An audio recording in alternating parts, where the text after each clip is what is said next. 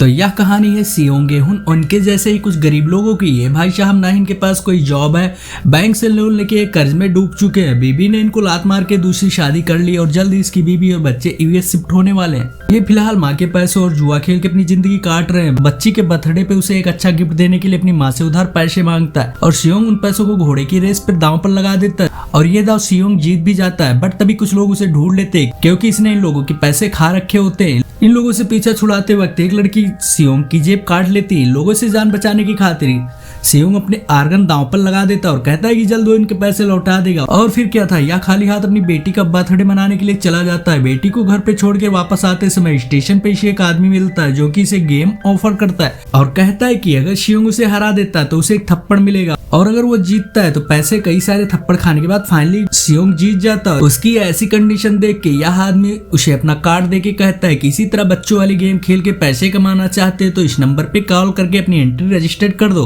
सियोंग गेहुन registration कर देता है। गेम में पार्टिसिपेट करते ही मास्क पहने कुछ आदमी उसको बेहोश करके एक सीक्रेट जगह पे लेके जाते हैं। जब इसे होश आता है तो ये देखता है कि यहाँ इसके अलावा 455 प्लेयर और भी आए हुए हैं। इनका नंबर जो था वह 456 था, यानी सबसे लास्ट।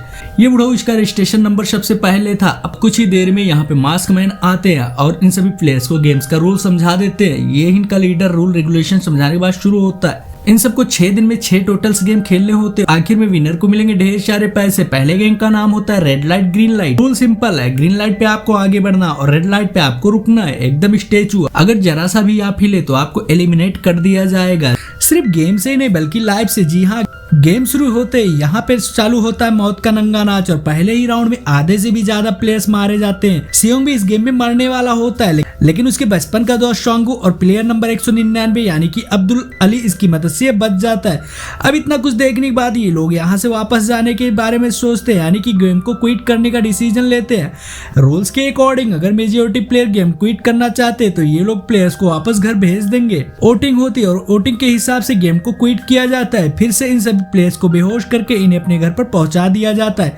वापस जाते ही सियोंग सबसे पहले पुलिस स्टेशन जाता है और इन सब के मैटर के बारे में पुलिस को बताता है, लेकिन इसकी कोई नहीं सुनता। सियोंग के हाथ में कार्ड देख के डिटेक्टिव जूनो इसका पीछा करता है क्योंकि जूनो का भाई कुछ टाइम पहले से गायब हो गया था और गायब होने से पहले उसने भी एक ऐसा ही कार्ड छोड़ा था। खैर अब ये सारे लोग गेम से बाहर तो आ जाते हैं लेकिन इन्हें पता चलता है कि इनकी जो रियल लाइफ है वो उस गेम वाली लाइफ से भी ज्यादा बदतर है, क्योंकि जैसा कि मैंने आपको बताया कि ये सब गरीब लोग हैं, इनके पास पैसे वगैरह तो है ही नहीं। सियोंग की माँ को डायबिटीज है तो इसके इलाज के लिए उसके पैसे की जरूरत होती है। सांगू ने अगर टाइम से पैसे नहीं दिए तो पुलिस उसके घर को और उसकी माँ की दुकान पर कब्जा कर लेगा। प्लेयर नंबर 67 अपने छोटे भाई के साथ नॉर्थ कोरिया से भाग के यहाँ पे आई होती है और उसकी माँ को नॉर्थ कोरिया से वापस लाने के लिए उसे भी ढेर सारे पैसे की जरूरत थी। अब्दुल अली ने पैसों के चक्कर में अपने बॉस का हाथ तोड़ दिया था।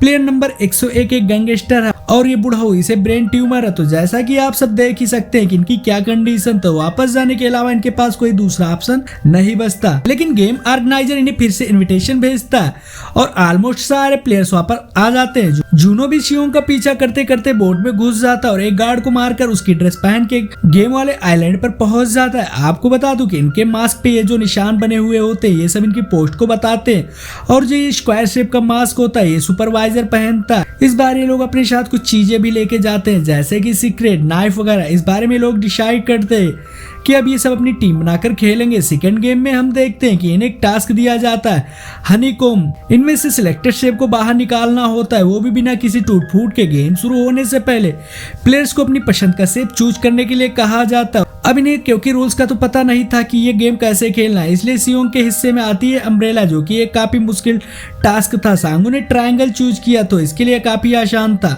लेकिन फाइनली किसी तरह सियोंग भी अपना दिमाग लगा के उस अम्ब्रेला के शेप को बाहर निकाल लेता है। हारे हुए प्लेयर्स को गार्ड से एक एक करके मारने लगते हैं, लेकिन तभी एक सिर्फ प्लेयर गार्ड को ही बंदी बना लेता है और इसका मास्क निकाल के वो देखता है यह तो एक बच्चा है। यह देख के वो प्लेयर खुद को ही गोली मार लेता है। प्लेयर तो मर गया लेकिन जो इनका हेड था वह गार्ड भी गोली मार देता है, क्योंकि रूल्स के अकॉर्डिंग अगर किसी भी गार्ड को आइडेंटिटी रिवील होती है तो उसे भी एलिमिनेट कर दिया जाएगा। मरने वाला गार्ड एक सुपरवाइजर था, तो यह देख के जूनो उसका मास्क चुरा लेता है। इसी के साथ इसका थर्ड एपिसोड भी यहीं पे खत्म हो जाता है। अभी तक मैंने आपको फर्स्ट, सेकंड और थर्ड एपिसोड का एक्सप्लेनेशन किया है। इसके अगले पार्ट को जल्द ही हम एक्सप्लेन करेंगे।